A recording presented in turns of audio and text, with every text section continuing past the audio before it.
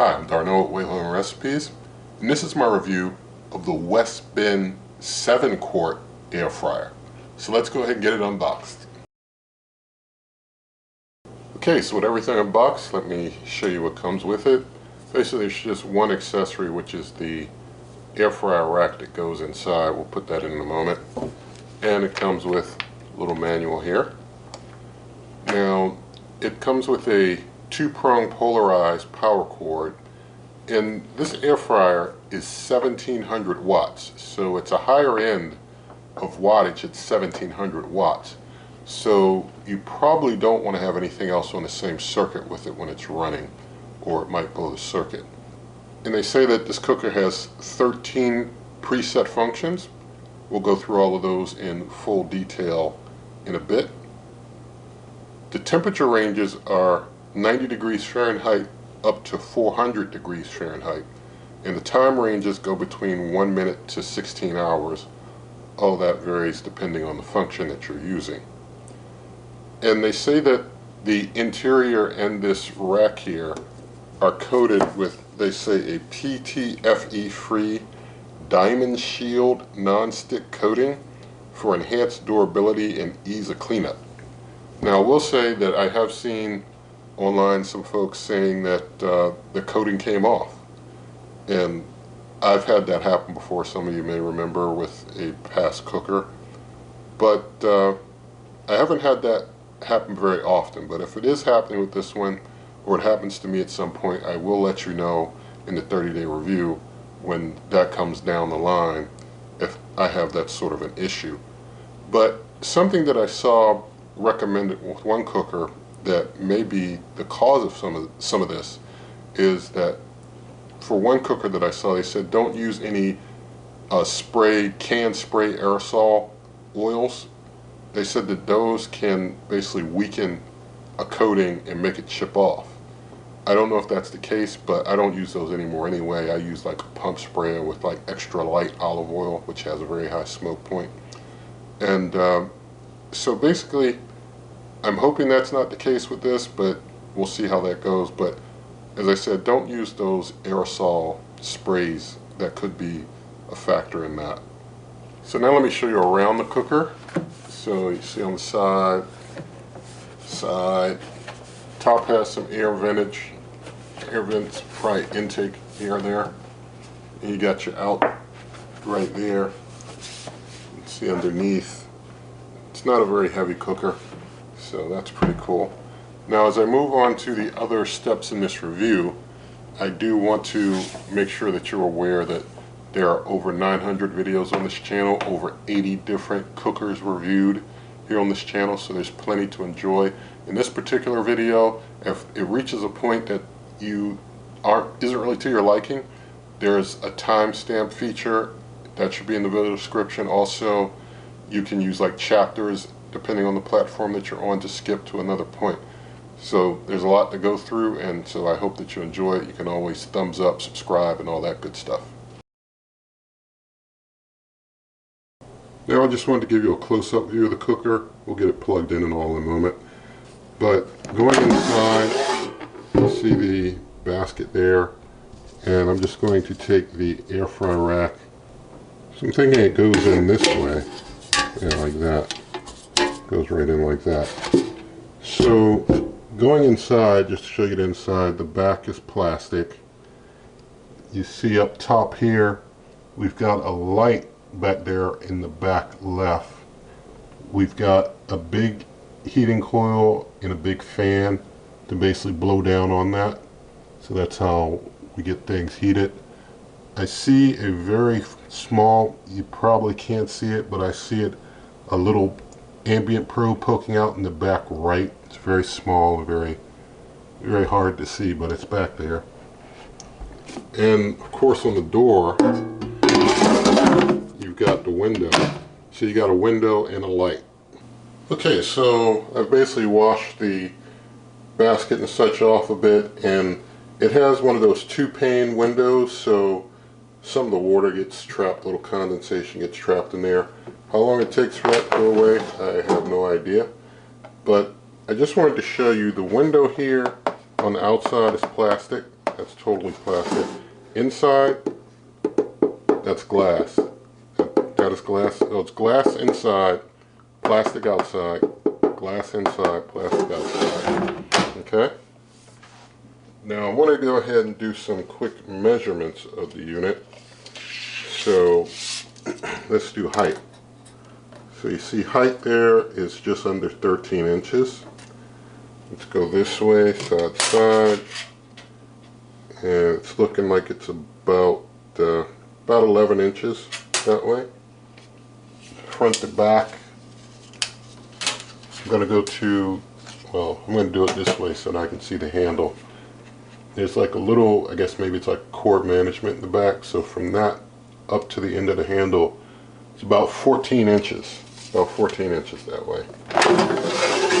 Now, checking out the basket, we measure this way, we've got 12 inches. This way, 10 inches. That way, 10 inches. It goes to depth.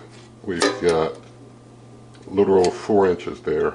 About, I guess, depends on where you're at on the on the rack down there. About 4.5 inches or so, or maybe a little under 4.5 inches. All right, so now we've got the Westbin 7-quart next to the Gourmia 8-quart digital air fryer with window and light. So both of these have a window and a light, but the Gourmia is 8 quarts, the Westbin is 7 quarts. Okay, and so I'm going to just show you inside real quick. The Gourmia does come with this extra level rack, so you don't get that with the Westbin. But I just want to kind of show you just visually the baskets so that you can have an idea of how they look as far as their size together, side by side. I mean, they're very close in size together. So, I mean, the Gourmia is a little bigger, but it's not by much. I mean, I can kind of get the Westbin basket into the Gourmia a little bit. The Gourmia doesn't really fit well, like kind of that way you can do it. But the Westbin goes in easier. The Westbin basket goes in easier into the Gourmia. So it's a difference in size, but not by a lot. If you want measurements on the Gourmia, there's a full review of it here on the channel, and you can do your own comparisons. But as far as height, we see that the 8-quart Gourmia is shorter than the 7-quart Westbin. And front to back, it looks like they're about equal front to back. Now I think, yeah, let me try and get it closer. The Gourmia, the handle might stick out a little more than the Westbin by a little bit. And for width, I think that the Gourmia is a little wider, being the 8-quart. So it is a bit bigger on the width and the side to side there, but it's a little shorter on the height, which is interesting. So that's just to kind of give you an idea side by side with another basket air fryer. Alright, so now I'm going to get things plugged in, and we'll see what happens when I plug things in. You see things lit up really quick, and then there's kind of this little red power button right there. So I'm going to go ahead and press that to turn things on. And you see the full display. There are virtually no words on this display, and the words that are there are super tiny. So get used to working with the icons, and because of that, I want to go through in depth every function and feature on this display so that you are aware of how it works. I'm going to pull the camera a little closer. Okay, so I hope you're getting a good close-up view of the display now. And so basically it's got these temperature plus minus for up and down on temperature, plus minus for time, and then you've got all these functions here. So since they're all basically icons and not much in the way of words, I want to point out and detail them for you. So the first function here is air fry. So if I press air fry, it goes there and defaults to 400 degrees Fahrenheit. And air fry can go for basically from 1 minute to 60 minutes. And it goes from 170 degrees Fahrenheit to 400 degrees Fahrenheit. And you see it kind of switches back and forth, but you can't go past 400. but if I go and I do that, I can go up and down on time and temp like that. I don't know a way to change between Fahrenheit and Celsius. I also don't know a way to stop the beeping, so we'll have to endure that through all of this review. But next is the bake function. In the bake function, it can go between 1 minute and 2 hours, 120 minutes, for between 170 degrees Fahrenheit to 400 degrees Fahrenheit. Next, this is the broil function there. You see the active function flashes. The broil function can go between 1 to 60 minutes, and it can go only 400 degrees Fahrenheit. And the broil has a shake or turn reminder, so you'll get a reminder partway through the cook of the shake or turn with the broil function. Next function is the chicken function. It does look like a piece of chicken, and that goes from 1 minute to 60 minutes between 170 degrees Fahrenheit and 400 degrees Fahrenheit. And this has a shake reminder. Air fry does not have a shake reminder. Chicken has a shake reminder. Keep that in mind. Next is the dehydrate function. The one that looks like vegetables here is dehydrate, but there is a separate vegetables function that we'll get to later. This is dehydrate. So, I guess it looks kind of like a fruit. It's not really like a vegetable, it's a fruit. Yeah, so it's a fruit. And fruit is dehydrate for this cooker. So it can go between 30 minutes and 960 minutes. So that's basically 72 hours. And it can do between 90 degrees Fahrenheit and 170 degrees Fahrenheit. Next function is the fish function. Fish can go between 1 minute to 60 minutes, 170 degrees Fahrenheit to 400 degrees Fahrenheit. It does have the shake turn reminder. Next is the fries function. Fries function can go 1 minute, 60 minutes, 170 degrees Fahrenheit, 400 degrees Fahrenheit. It also has the shake reminder.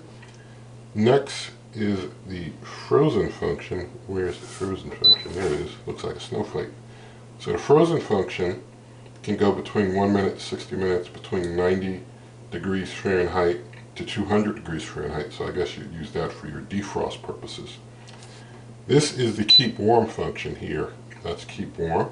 And keep warm can go between 1 minute to 480 minutes.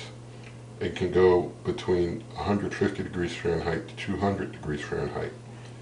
Next is the preheat function. We'll have to talk about this a little more in depth after I go through the rest of these functions, because how you preheat on this cooker is special. I'll say that. And preheat goes between 1 minute to 60 minutes, and then 170 degrees Fahrenheit to 400 degrees Fahrenheit for preheat.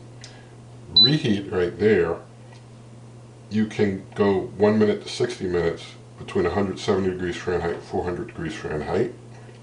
Next is the roast function. Looks like a roast there. Between 1 minute to 120 minutes for 170 degrees Fahrenheit to 400 degrees Fahrenheit. And then there's the vegetables function. Vegetables can do 1 minute to 60 minutes for between 170 degrees Fahrenheit to 400 degrees Fahrenheit. Then there's your light button here. So you basically could press the light, turn the light on. So the light's on in there, you can't see it. I'll back it out a little bit. So now you can see how things look when the light is on. This is your start pause button here, to start or pause a cook. But now we need to talk about this special thing called preheat. Because in this cooker, there's not like it doesn't do a preheat when you start a cook. Personally, I think it might be easier to just let it run for a few minutes earlier in advance. You know, maybe add 5 minutes to your cook time or something. You know, you'd have to feel it out. But it has this preheat function, and with this preheat function, you basically hit preheat. You set a time and a temperature for your preheat. So like if you wanted to preheat to 470, and you set time for preheat, how long you want the preheat to run. And then you hit start, and you let that preheat time run out. And once the preheat time runs out, then you basically stop the cooker, you start the cooker, and you go to a function, and then you start cooking with that function. So you got this separate preheat function where you got to go through these steps of time and temp, and after it's done, then you got to do your own separate, turn it off and on, and do time and temp on the function you want to use. You may as well, to me, just add some time to the cook and let it run for a while in advance. But that's how they have it with this preheat function. And now I'm going to do a temperature test. I'm going to take 2 oven thermometers, put one in on the right side and one on the left side. So we'll see if there's any discrepancy on either side. If I had 4, I'd do front and back at the same time too, but this should suffice to give us an idea of the temperature of things. So I'm going to go ahead and do the air fry function, and we'll do 400 degrees Fahrenheit. For time, I'm going to up that to 30 minutes. So we got 430 minutes, and I'm going to hit start. And we'll let this run for a while, and we'll see how hot things get.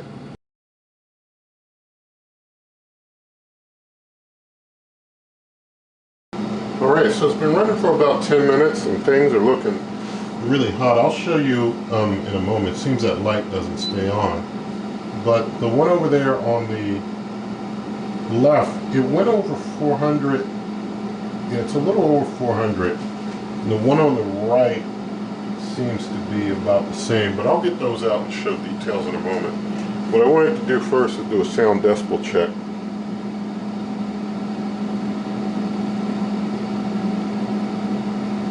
So you see the sound is in the low 50 range. For a basket air fryer, that's not too bad for a basket air fryer. Now I'm going to kind of feel around things a little bit. Down here, it's feeling totally cool when I put my hand down, like right in front of it. On this window here, I can put my hand on the window. It's a little hot. It's a little hot, but I can put my hand there. On top, I could leave my hand here all day. It's just a little warm. Here on this side, just a little warm, but I could leave my hand there all day. It's a little hotter on this side. I could leave my hand there, but it'd be hotter than this side. This side's cooler. Over here, I feel hot air in the back, down bottom in the back. It's not very hot. It's a little hot in the back, but basically I can touch this basically all over. It's not too hot. So, you know, some spots are warmer than others, though, a little hotter than others, but nothing is like burn my hand if I touch it type of hot. So, let's see. Let's try making some changes on the fly. But up that on the fly. Yeah, that's good. And let's see if I bring it down. Yeah, you can make adjustments on the fly, and so that's all good. So I'm going to grab some tongs and basically open up and show you what the temperature gauges are reading, or the oven thermometers are reading. That's pretty interesting. Alright, this one here, it's just a little over 400, just slightly. This one here kind of moved to the back a little bit, just slightly over 400. So the cooker does keep temp, so that's pretty good. And since I opened the door, you saw that it kind of shut down. So now I'm going to close up, and we'll see what happens. It just kind of stopped. Well, it's still got the time that's left. So it's like it did a pause, but then I have to hit the stop or the start pause button to get it going again after it pauses itself when you open the door. It doesn't auto start when you put things back in. And so that pause button, you can basically pause like that, or let's see if I open the door again and do it real quick. Yeah, even if you do it real quick, it's still going to make you hit the button again to get things going again. But let me turn it off real quick, and we'll see what type of memory it has. It seems like there's no fan that runs afterwards. So if I hit air fry, it's 400. Yeah, no memory. So the cooker has no memory at all. Alright, so I just did a burn off. Basically a burn off, something you want to do with any new cooking appliance where you run it for about 20 minutes at the highest temperature to burn off any chemicals from manufacturing. That'll happen whether you're using conventional or countertop. Doesn't matter what type of cooker, you should do a burn off. But as I was doing that, I noticed the condensation stayed in there for a good long while during that burn off. I don't know when it kind of finally went away, but I thought it might still be there after the burn off because it was there so long. So it takes a long time for that condensation to clear up.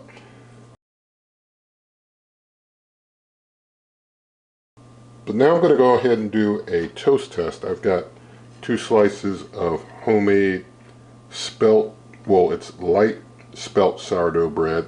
1 slice is buttered, the other not. And you can see the recipe video here on the channel. But I'm going to go ahead and put it in. Things are still pretty hot in here from the burn off, but we're going to go with it anyway. So I put 1 slice there, buttered slice, and then the other slice on top of it. So there we go. So let's do this from an air fry standpoint. We'll do air fry 400. We'll just give it like 4 minutes and see what we get. Whoops, guess I went too far. But if I try and go up after 60, I can't go any higher. So we'll do 4 and start.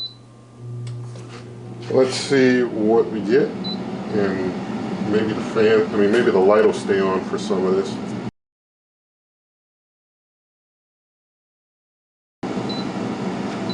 Alright, it's all done. And so it just does a few beeps and stops when it's done. But this is actually whole wheat, light whole wheat sourdough bread, not spelt. It's whole wheat. But you see the unbuttered slice. See if I can get it out of here. The unbuttered slice didn't get much in the way of, I guess, char. Just very light. And the buttered slice, see if I can get that out. The butter did get fully cooked, if you can see that. So it would need a little bit more for toasting. I thought with it being pretty hot, that would suffice. But it just got a light toasting at 4 minutes. So if you want a light toasting, 4 minutes. If you want more, do more. This bread did come out of the refrigerator. It is a little bit more resilient than your store-bought bread though. But you can do toast with it. You just have to do the amount of time that suits your needs. Alright, I've turned the big light on so you can see better. Hoping it doesn't drown out the display, but I've got, and I'm trying to show it to you, but I guess you can't see it too well. There's a waffle mold in there, and I've got spelt almond flour waffle batter with chocolate chips, organic dark chocolate chips in there. And I'll flash the recipe on the screen for a moment. Now to go ahead and cook these, I'm going to go ahead and turn it on, and we'll go ahead and let's try bake this time.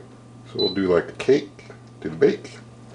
And I'm going to up to 350 on the temp, and going to, for the time, let's try 20 minutes and see what we get. So we'll go ahead and hit start. We'll let things go ahead and run like that for a bit. I'm not so sure when the light goes out. It seems like when the light's out that this big light doesn't really make things very visible. Let me just try it again. Yeah, from what I can tell, it's still not very visible. I guess it helps a little bit. Although the big ring light is kind of blurring out the display here a little bit. So I guess I'll leave the light on anyway, and just hope for the best as far as your viewing pleasure.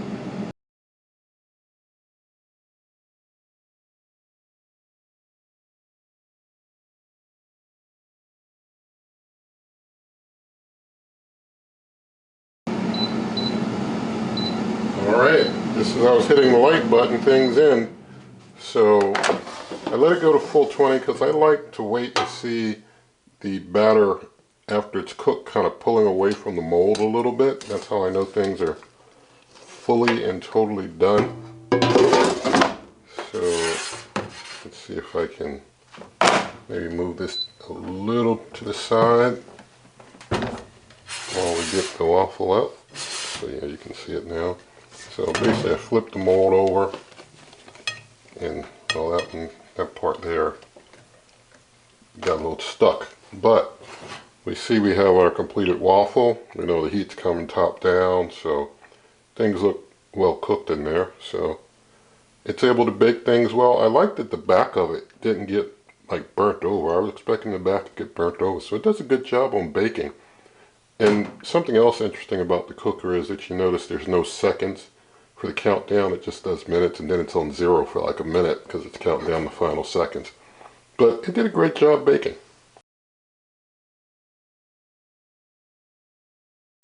Alright, so for the final cook I'm going to do a ear roast, or a roast with a frozen cod fillet here. This is a pretty large wild caught fillet going in. So the cooker's still a bit warm, but we're going to roll with it. So just set it down the rack, close it up, get things turned on, hit the roast button. It starts at 400. We're going to bring that down a bit. Well, I would do 375, but we'll do 370. And for time, we'll let it run for, it won't take 30, I doubt it'll take 30, but we'll let it run with this. And hit start there. And so I'll turn on the light for a moment, and we'll let this cook for a while.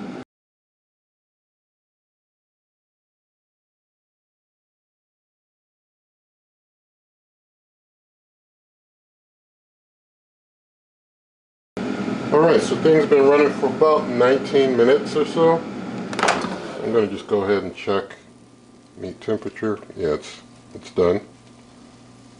So less than 20 minutes and the fish is done. That's pretty good. So just get it out of here.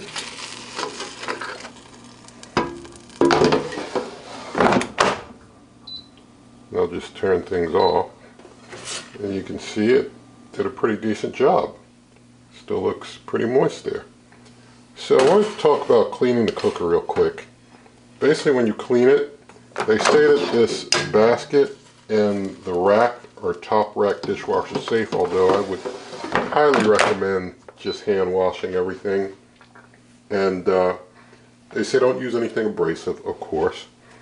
And you just want to use like a warm soapy rag to wipe things off, and then a wet one to just kind of wipe the soap residue off of things. They do recommend to unplug the cooker before doing any of that cleaning. You can soak the rack in the basket if you need to soak it, and you can use a soft brush, a non-abrasive brush, if you want to use some type of a brush to get anything off that way. So let's talk about the warranty. The cooker comes with a 1-year warranty, pretty standard there, 1-year limited warranty. And so the cooker is able to cook up everything, and I hope that it all goes well in time, but we'll see how that goes. Anyway, nothing in the video is sponsored, nothing given to me. I like to do my own thing without any attachments. And so in the video description, there are lots of ways to help the channel, such as my cookbook, merch, membership, donation, link to the Amazon shop, pay the same price, help the channel. Also, you can check out my blog, superwaveovenrecipes.com. That's superwaveovenrecipes.com. There's buy me a coffee link there. And so with all of that said, if you did like the video, you can always give it a thumbs up, share the video with a friend, leave comments, subscribe, hit that notification icon, and good eating.